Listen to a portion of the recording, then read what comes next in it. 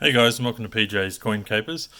So it's probably been a while since we've had a good look at some die fills and some weak strike error coins.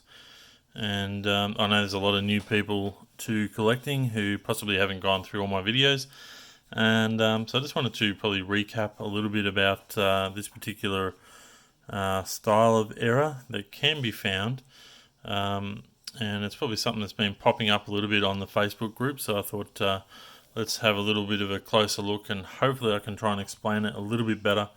But I just want to point out a book, and this particular book, and I'll just put it there for now, is published by Renniks. Now, this book here was a massive help to me.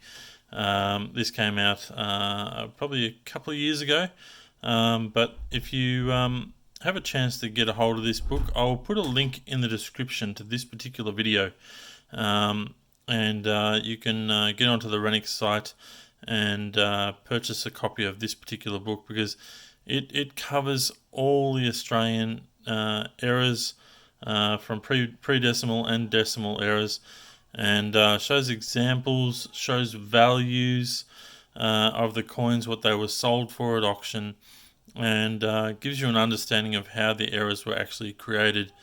So yeah, make sure you check out the link in the description and get yourself one of these books. Absolutely worthwhile, and certainly will help you as you noodle through and look through your Australian coins. Alright, I'll be just back in one moment, and we'll have a look at a little bit closer at these coins. So a lot of these coins that I've got here probably fall more into the weak strike category. But it's a really tough sort of category to determine what's a weak strike and what was an oil strike. So something was on the actual coin planchet or on the die at the time when the coin was actually being minted. So if we have a closer look at some of these coins, and some of these coins I've found fairly recently, and some of them I've had for a while. So if we just pick up, well, this is probably one of the better examples. Now, I would put this in the category of an oil strike. And my reasoning for that would be is because, I mean, you can't even see anything along here. You can't read Elizabeth. There's a very, very fine indication that it is there, but we can certainly read Australia. And if it was a weak strike, I would have thought that a lot of the detail on the Australia side in 1975 would be missing. So my thinking is that it's actually a die fill or or something on the planchet, such as oil or grease or something like that. This side is fairly normal, so especially for its age. Certainly there would be some wear on this coin, but let's have a look at a few other examples. Let's have a look at a $2 coin. Now, this is a 2013. Now, I do have better examples of this one, but this is just one that I could find today. Now, we'll zoom in a little bit closer. So, you can see that the word Australia is fairly solid, and 2013, probably the top of the three there is missing some detail. But certainly we can see there that if I hold it in the light properly, you can see that the B is standing out fairly nicely. Part of the E is, and some of the bottom of the first few letters of Elizabeth. But then we get down here and there is certainly a lack of lettering. So these kind of things, I would say that it would be another oil strike, as if there was something inhibiting the pressure when the coin was struck. And this particular one, I've seen numerous ones with varying amount of detail. Some of them where the 3 is actually totally missing. So which makes me think that yes, it was struck with grease on the actual press when the coin was minted. And as you can see, this side here is pretty much as it should be. What's another example? Okay, so this one here is missing a bit of detail as well, certainly on that right hand side and certainly towards the date. But even so, Elizabeth is also missing some detail. This coin is obviously fairly well worn as well, so it is difficult to tell. If it was in uncirculated condition, we'd be able to tell a lot easier what's going on with it. This is a coin that I think has just been worn. I don't believe that it is a weak strike. I think it's mostly post-mint damage. The rim is quite strange in some ways. It's a dark colour, but there's a good way to sort of work out whether or not these coins are lacking in weight, and if they're lacking in weight, that means that they've probably been affected by something post mintage once it's been minted. So if I zoom out a bit, now I'll bring the scales in here, and this is probably a good way to check the weights of the coins. So say if I'll turn it on for starters. These things here are cheap. Everyone should have a set of these. They are, you can pick them up on eBay for probably around $10. So well worth grabbing. And so we'll chuck this coin on here. Okay, it's saying 6.54 grams. Now, if I grab another $2 coin that is of similar age, pop it on there, 6.69. Okay, so you would say then that there is some material that is no longer on this coin because it is lacking weight and it is lacking definition. So yeah, we've lost close to 1.5 grams there of weight on that particular coin.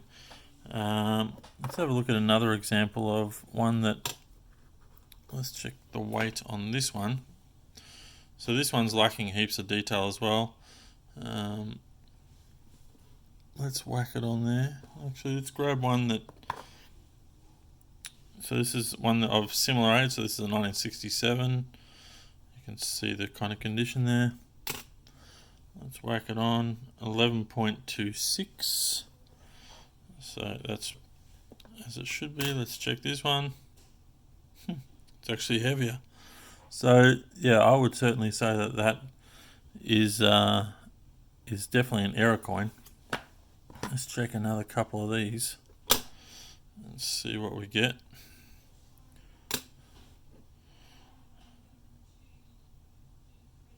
So there's 11.3. What was the one that we're comparing it against? Oh, don't know why that one's going so light. I might just grab another 20-cent coin. Alright, let's compare it against the 2018. So a fairly new coin. We've got 11.35 on that one. Let's grab another one here. So 11.35, 11.28. Here's another 67.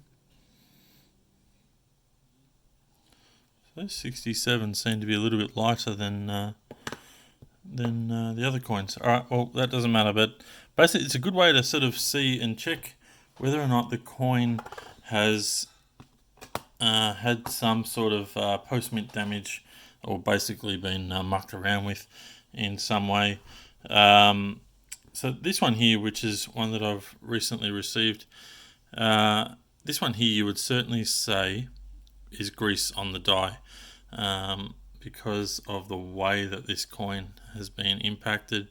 That grease has pretty much left markings on the coin on the planchet, and you can certainly see that because of that we're missing a whole heap of detail, including the date.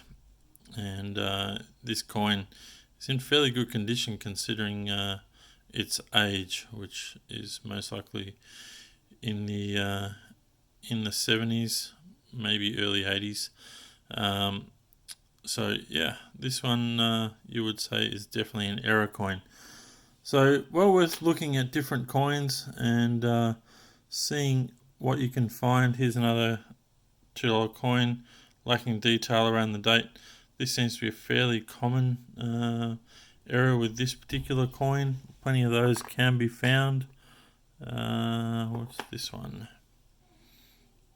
Yeah, there's another one there. Lacking a fair bit of detail on that right hand side. So yeah, I seem to think that it's certainly a coin that it's not a difill. A difill is usually like what we've seen with the missing SD coins. I might just grab one of those. We'll have a closer look at that. So as per the giveaway we just did, this is the missing SD 5-cent coin, and you can see there between the two spines here that there's no SD in there, and we've shown there that we can see the little blobs that are still there, but that would certainly be a difill error. So it seems to be more localized when it's a difill error, more so than when it is a oil strike. One thing I didn't point out on these 2015 missing SD is the cuds between the claws. There's additional cuds between the claws, also on this side here, but yeah, check that out as well. Yeah, I should have mentioned that one. But yeah, that's just an error that seems to happen with the missing SDs. Alright guys, well I hope you've enjoyed this look at some tougher coins to find. Really, they are certainly more difficult to find, this particular error, but well worth looking out for and well worth keeping, and certainly they're definitely worth asking the question. If you're unsure, ask the question, and a good place to do that is on the Facebook page. There'll be usually someone there or myself who will be able to help. There's plenty of experience starting to come into the page, which is great. So make sure you get on board, and if you're on Facebook, make sure you come in and join in what we're doing on in that group. Alright guys, that's all for today. Thanks for watching, and we'll have another video for you soon.